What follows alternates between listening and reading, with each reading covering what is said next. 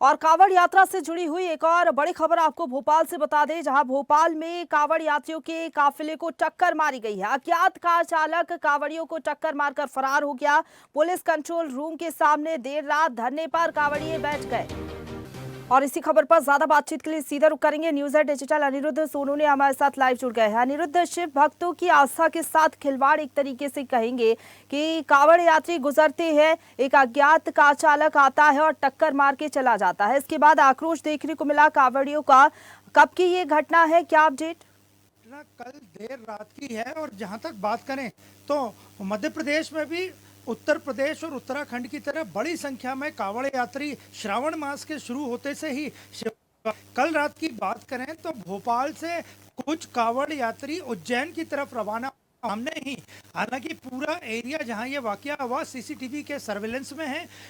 एक अज्ञात कार जिसे पुलिस ने सीसीटीवी फुटेज के आधार पर उसका नंबर वगैरह पता कर लिया है, उसने कांवड़ यात्रियों को कुछ हल्की सी टक्कर मारी, जिससे वहां बड़ी देर रात तक लगभग 2 घंटे तक विवाद की स्थिति बनी रही। और कांवड़ यात्री यही मांग कर रहे थे कि कार चालक को गिरफ्तार किया जाए और पुलिस उस पर कड़ी से कड़ी कार्रवाई करे। लेकिन पुलिस ने वहां पहुंच के कांवड़ यात्रियों को न केवल शांत कराया बल्कि उन्हें यात्रा के दौरान आने वाली सुख सुविधाएं और नाश्ता आदि भी उपलब्ध करा के पूरे मामले को बड़े ही संयम के साथ निपटाया। लेकिन 2 घंटे तक भोपाल में पुलिस कंट्रोल रूम के सामने कांवड़ यात्री ने हंगामा किया, नारेबाजी की और उनकी केवल यही यात्रा में चल रहे यात्री को टक्कर मारी है, उस पर कड़ी कार्रवाई हो। लेकिन भोपाल पुलिस के संयम से ये पूरा वाकया शांतिपूर्ण निपटा और कांवड़ यात्री उसके बाद उज्जैन में महाकाल की तरफ, आज महाकाल की दूसरी सवारी भीड़ रहती है। तो देर रात को ही लगभग 2 घंटे तक भोपाल पुलिस कंट्रोल रूम के सामने यह हंगामा हुआ, जो बाद में पुलिस की समझाइश पे शांत हो गया था। बिल्कुल अनिरुद्ध, जिस तरीके से आप बता रहे हैं, लेकिन कहा जाता है कि जो कांवड़ यात्री है, अगर उनकी कांवड़ को टक्कर मार दी जाती है तो वो खंडित हो जाती है। तो एक तरीके से कह सकते हैं कि इतनी मेहनत से जो कांवड़ यात्री है आस्था के साथ श्रावण महीने में निकलते हैं कांवड़ को लेकर, लेकिन अगर इस तरीके से घटनाएं हो रही हैं, ना सिर्फ भोपाल बल्कि मध्य प्रदेश के कई जिलों से ऐसी तस्वीरें हम देख चुके हैं, तो ऐसे लोगों के खिलाफ सख्त कार्रवाई होनी चाहिए ताकि ऐसी घटनाएं और ना हो।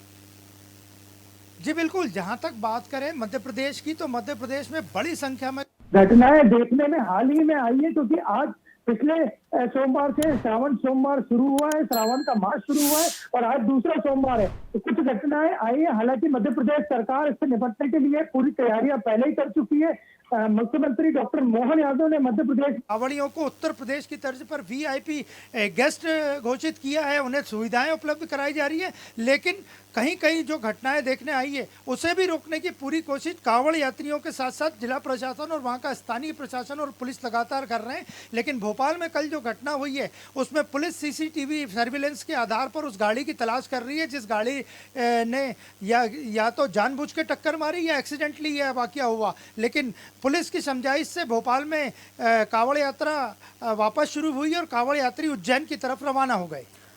बिल्कुल, जिस तरीके से आप बता रहे सीसीटीवी फुटेज अब खंगाले जाएंगे और उसके बाद पूरे मामले का जो खुलासा होगा कि वाकई जो है जान करके जो है टक्कर मारी कार चालक ने या फिर एक्सीडेंटली ये हुआ पूरा घटनाक्रम।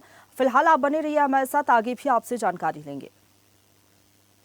ताजा खबरों के लिए लाइक, फॉलो और YouTube पर सब्सक्राइब कर बेल आइकन दबाएं। साथ ही ताजा अपडेट्स के लिए स्वदेशलाइव.com पर विजिट करें।